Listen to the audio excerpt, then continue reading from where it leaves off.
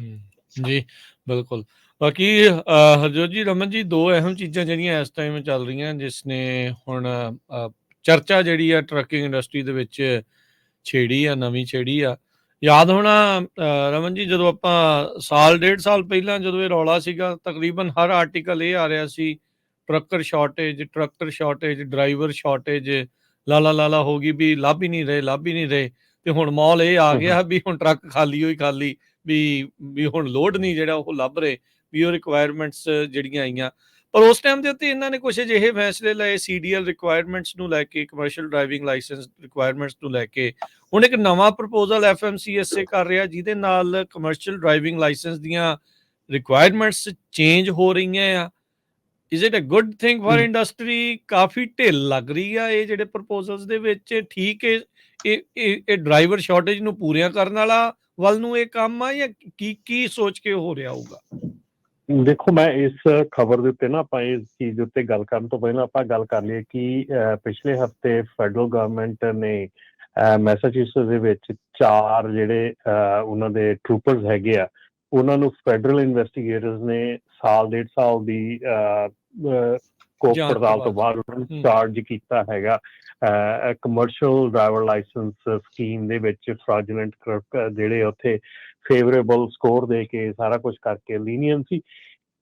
ਇਹ ਮੈਂ ਤਾਂ ਗੱਲ ਪਹਿਲਾਂ ਉਸ ਚੀਜ਼ ਗੱਲ ਕਰਨ ਤੋਂ ਪਹਿਲਾਂ ਤਾਂ ਕਰ ਰਿਹਾ ਹੈਗਾ ਕਿ ਜਿਹੜੀ ਲੀਨੀਅੰਸੀ ਜਿਹੜੀ ਆ ਉਹ ਇਸ ਚੀਜ਼ ਨੂੰ ਜਨਮ ਦਿੰਦੀ ਆ, ਫਰਾਡੂਲੈਂਟ ਐਕਟੀਵਿਟੀ ਨੂੰ। ਠੀਕ ਹੈ ਨਾ, ਫਰਾਡੂਲੈਂਟ ਐਕਟੀਵਿਟੀ ਨੂੰ ਜਨਮ ਦਿੰਦੀ ਆ। ਸੋ ਇਸ ਕਰਕੇ ਜਿਹੜੀ ਲੀਨੀਅੰਸੀ ਦੇਣ ਦਾ ਮਤਲਬ ਆ ਕਿ ਅਸੀਂ ਹੋਰ ਉੱਦਾਂ ਦੀਆਂ ਐਕਟੀਵਿਟੀਜ਼ ਨੂੰ ਵਧਾਵਾ ਦੇਵਾਂਗੇ, ਹੋਰ ਉਸ ਢੰਗ ਦੇ ਨਾਲ ਜਿਹੜੇ ਕੰਮ ਹੋਣਗੇ।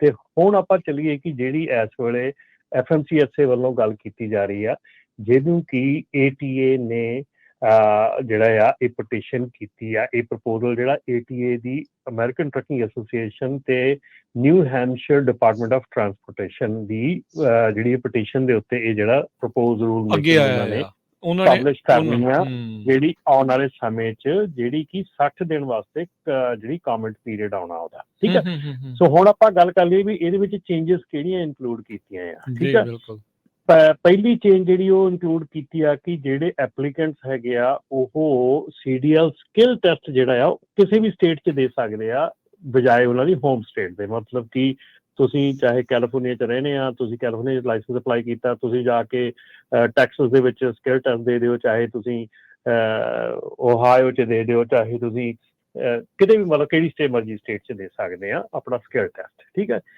ਅੱਛਾ, ਉਸ ਤੋਂ ਬਾਅਦ ਜਿਹੜੇ ਅਲਾਉਇੰਗ ਕਮਰਸ਼ੀਅਲ ਲਰਨਰ ਪਰਮਿਟ ਹੋਲਡਰ ਜਿਹੜੇ ਆ, ਜਿਨ੍ਹਾਂ ਨੂੰ ਪਰਮਿਟ ਮਿਲਿਆ ਹੈਗਾ ਆ, ਉਹਨਾਂ ਨੂੰ ਸਕਿੱਲ, ਜੇ ਉਹਨਾਂ ਨੇ ਸਕਿੱਲ ਟੈਸਟ ਪਾਸ ਕਰ ਲਿਆ, ਜਿਹੜਾ ਕਿ ਸਕਿੱਲ ਟੈਸਟ ਕਿਸੇ ਵੀ ਸਟੇਟ 'ਚ ਦੇ ਸਕਦੇ ਜਾ ਕੇ ਤੁਸੀਂ। ਠੀਕ ਹੈ, ਸੋ ਸਕਿੱਲ ਟੈਸਟ ਪਾਸ ਕਰ ਲਿਆ ਤੇ ਉਹ ਤੋਂ ਬਾਅਦ 'ਚ ਉਹਨਾਂ ਨੂੰ ਕਮਰਸ਼ੀਅਲ ਟਰੱਕ ਆਪਰੇਟ ਕਰਨ ਦੀ ਇਜਾਜ਼ਤ ਦਿੱਤੀ ਜਾਵੇ ਪਬਲਿਕ ਰੋਡ ਦੇ ਉੱਤੇ, ਵਿਦਆਊਟ CDL ਹੋਲਡਰ ਜਿਹੜਾ ਦੂਜਾ ਆ ਕਿ ਜਿਹਦੇ ਕੋਲ ਲਾਇਸੈਂਸ ਹੈਗਾ ਉਹ ਪੈਸੇਂਜਰ ਸੀਟ ਤੇ ਬੈਠਾ ਹੋਵੇ। ਠੀਕ ਹੈ, ਸੋ ਬਿਨਾਂ ਉਹ ਤੋਂ ਉਹਨਾਂ ਨੂੰ ਅਲਾਓ ਕੀਤਾ ਜਾਵੇ। ਇਹ ਦੂਸਰੀ ਜਿਹੜੀ ਅਗਲੀ ਹੈਗੀ ਆ, ਰਿਮੂਵਿੰਗ ਦਾ ਰਿਕੁਆਇਰਮੈਂਟ, ਇੱਕ ਐਪਲੀਕੈਂਟ ਦੀ ਜਿਹੜੀ ਰਿਕੁਆਇਰਮੈਂਟ ਰਿਮੂਵ ਕੀਤੀ ਜਾਵੇ ਕਿ 14 ਦਿਨ ਐਟਲੀਸਟ 14 ਦਿਨ ਅੱਜ ਕੱਲ੍ਹ ਚਾਹੀਦੇ ਆ ਸਕਿੱਲ ਟੈਸਟ ਪਾਸ ਕਰਨ ਤੋਂ ਬਾਅਦ ਉਹਦਾ ਇਨੀਸ਼ੀਅਲ ਇਸ਼ੂ ਜਿਹੜਾ ਕਮਰਸ਼ੀਅਲ ਲਰਨਰ ਪਰਮਿਟ ਉਹਨੂੰ ਮਿਲਣਾ ਆ। ਸੋ ਉਹ 14 ਦਿਨ ਦੀ ਜਿਹੜੀ ਉਹ ਰਿਕੁਆਇਰਮੈਂਟ ਆ ਉਹ ਖਤਮ ਕੀਤੀ ਜਾਵੇ। ਜਦੋਂ ਕਮਰਸ਼ੀਅਲ ਲਾਇਸੈਂਸ ਲਰਨਰ ਪਰਮਿਟ ਮਿਲਿਆ ਤਾਂ 14 ਦਿਨਾਂ ਬਾਅਦ ਵੇਟ ਹੁੰਦੀ ਸੀ, ਹੁਣ ਉਹ 2 ਹਫ਼ਤੇ ਦੀ ਉਹ ਅਗਲੇ ਦਿਨ ਹੀ ਦੇ ਦਿਓ। ਹੁਣ ਇਹ ਮਤਲਬ ਇਹ ਆ। ਹਾਂਜੀ, ਉਹ ਜਿਹੜਾ ਲਰਨਰ ਪਰਮਿਟ ਆ, ਠੀਕ ਹੈ ਨਾ, ਸਕਿੱਲ ਟੈਸਟ ਪਾਸ ਕਰਨ ਤੋਂ ਬਾਅਦ ਲਰਨਰ ਪਰਮਿਟ ਆ। ਤੇ ਇੱਕ ਕਰਤਾ ਕਿਹਾ ਜਾ ਰਿਹਾ ਨਾ, ਕਰਤਾ ਨਹੀਂ ਜੀ, ਕਿਹਾ ਜਾ ਰਿਹਾ ਕਿ ਪ੍ਰਪੋਜ਼ ਆ requiring third-party knowledge examiner be subject to the training, certification and record check standard currently applicable to state knowledge examiner।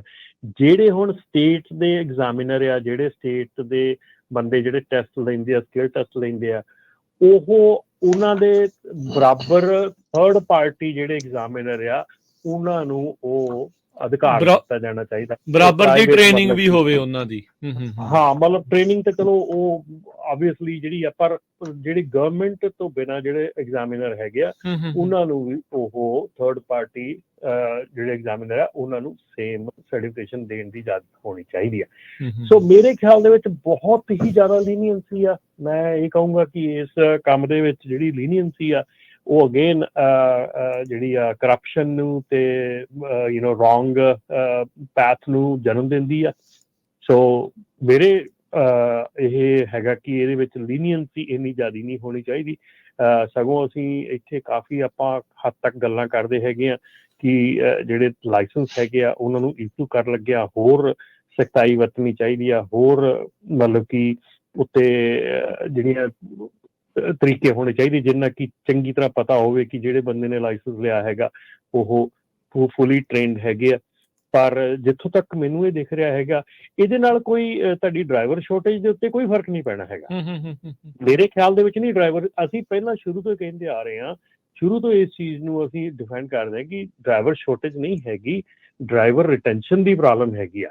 ਸਾਡੀ ਡਰਾਈਵਰ ਸ਼ੋਰਟੇਜ ਦੀ ਪ੍ਰੋਬਲਮ ਨਹੀਂ ਹੈਗੀ, ਡਰਾਈਵਰ ਰਿਟੈਂਸ਼ਨ ਦੀ ਪ੍ਰੋਬਲਮ ਹੈਗੀ ਆ। ਅਸੀਂ ਡਰਾਈਵਰ ਨੂੰ ਰਿਟੇਨ ਨਹੀਂ ਕਰ ਪਾ ਰਹੇ, ਉਹਨੂੰ ਪ੍ਰੋਪਰ ਢੰਗ ਦੇ ਨਾਲ ਐਂਟਰਟੇਨ ਨਹੀਂ ਕਰ ਰਹੇ। ਜਦੋਂ ਉਹ ਡਰਾਈਵਰ, ਅਸੀਂ ਮੇਨ ਸਟ੍ਰੀਮ ਟਰੱਕਿੰਗ ਇੰਡਸਟਰੀ ਦੀ ਗੱਲ ਕਰਦੇ, ਸਾਡੀ ਟਰੱਕਿੰਗ ਇੰਡਸਟਰੀ ਦੇ ਵਿੱਚ ਸਾਨੂੰ ਪ੍ਰੋਬਲਮ ਹੀ ਹੈਗੀ। ਸਾਡੇ ਜੇ 100 ਡਰਾਈਵਰ ਟਰੱਕਿੰਗ ਇੰਡਸਟਰੀ 'ਚ ਆਉਂਦਾ ਨਾ ਤੇ 100 ਦੇ ਵਿੱਚੋਂ 99 ਰਹਿ ਜਾਂਦੇ ਆ। ਕੋਈ 1-2 ਛੱਡ ਕੇ 5-7 ਛੱਡ ਕੇ ਜਾਣਗੇ, ਨਹੀਂ ਤਾਂ 99 ਉੱਥੇ ਰਹਿੰਦੇ ਆ, ਡਰਾਈਵਿੰਗ ਹੀ ਕਰਦੇ ਆ। ਪਰ ਜਿਹੜੀ ਮੇਨ ਸਟ੍ਰੀਮ ਟਰੱਕਿੰਗ ਇੰਡਸਟਰੀ ਆ ਇਹਦੀ ਪ੍ਰੋਬਲਮ ਇਹ ਆ ਕਿ ਜੇ ਇਹ 100 ਡਰਾਈਵਰ ਟ੍ਰੇਨ ਕਰਦੀ ਆ ਉਹ 'ਚੋਂ 90 ਡਰਾਈਵਰ ਫਸਟ ਈਅਰ ਦੇ ਵਿੱਚ ਛੱਡ ਜਾਂਦੇ ਆ, ਉਹ 10 ਰਹਿ ਜਾਂਦੇ ਆ। ਸੋ ਇਹਨਾਂ ਦੀ ਰਿਟੈਂਸ਼ਨ ਜਿਹੜੀ ਬਹੁਤ ਜ਼ਿਆਦਾ ਮਾੜੀ ਹੈਗੀ ਆ। ਇਹ ਜਿਹੜੀ ਅਮਰੀਕਨ ਟਰੱਕਿੰਗ ਐਸੋਸੀਏਸ਼ਨ ਨੇ ਇਸ ਵੇਲੇ ਜਿਹੜਾ ਪ੍ਰਪੋਜ਼ਲ ਦੇ ਪਿੱਛੇ ਹੈਗੀ ਆ, ਇਹਨਾਂ ਦੀਆਂ ਜਿਹੜੀਆਂ ਮੈਂਬਰ ਕੰਪਨੀਆਂ ਹੈਗੀਆਂ ਉਹ ਡਰਾਈਵਰਾਂ ਨੂੰ ਟਰੀਟ ਚੰਗੀ ਤਰ੍ਹਾਂ ਨਹੀਂ ਕਰਦੀਆਂ। ਉਹ ਡਰਾਈਵਰਾਂ ਨੂੰ ਬਹੁਤ ਗਲਤ ਢੰਗ ਦੇ ਨਾਲ ਉਹਨਾਂ ਨੂੰ ਯੂਜ਼ ਕਰਦੀਆਂ ਹੈਗੀਆਂ, ਜਿਹਦੇ ਕਰਕੇ ਕਿ ਡਰਾਈਵਰ ਫਸਟ ਈਅਰ ਦੇ ਵਿੱਚ ਹੀ ਆਪਣਾ ਕੈਰੀਅਰ ਛੱਡ ਜਾਂਦੇ ਆ। ਜਿਹਦੇ ਕਰਕੇ ਉਹਨਾਂ ਨੂੰ ਇਹ ਲੱਗ ਰਿਹਾ ਕਿ ਸ਼ਾਇਦ ਲੀਨੀਅੰਸੀ ਦੇਵਾਂਗੇ, ਹੋਰ ਜ਼ਿਆਦਾ ਟ੍ਰੇਨਡ ਕਰਾਂਗੇ, ਜਿੱਥੇ ਅਸੀਂ 100 ਲਿਆਉਂਦੇ ਹਾਂ ਉੱਥੇ ਅਸੀਂ 1000 ਲਿਆਵਾਂਗੇ, ਤੇ ਜਿੱਥੇ ਅੱਜ ਸਾਡੇ ਕੋਲ 10 ਡਰਾਈਵਰ ਰਹਿੰਦੇ ਆ 100 'ਚੋਂ, ਉੱਥੇ 1000 'ਚੋਂ ਸਾਡੇ ਕੋਲ 100 ਰਹਿ ਜਾਣਗੇ, ਸਾਡੀ ਕਮੀ ਪੂਰੀ ਹੋ ਜੂਗੀ। ਨਹੀਂ, ਇਹਦੇ ਨਾਲ ਤੁਸੀਂ ਸੜਕਾਂ ਨੂੰ ਹੋਰ ਡੇਂਜਰਸ ਬਣਾਓਗੇ। ਇਹਦੇ ਨਾਲ ਤੁਸੀਂ ਲਾਇਸੈਂਸ ਬਿਲਕੁਲ ਉਹਨਾਂ ਹੱਥਾਂ ਦੇ ਵਿੱਚ ਜਾਣ ਦੇ ਲਈ ਰੈਡੀ ਹੋ ਜਾਊਗਾ ਜਿਨ੍ਹਾਂ ਹੱਥਾਂ ਦੇ ਵਿੱਚ ਲਾਇਸੈਂਸ ਨਹੀਂ ਜਾਣਾ ਚਾਹੀਦਾ।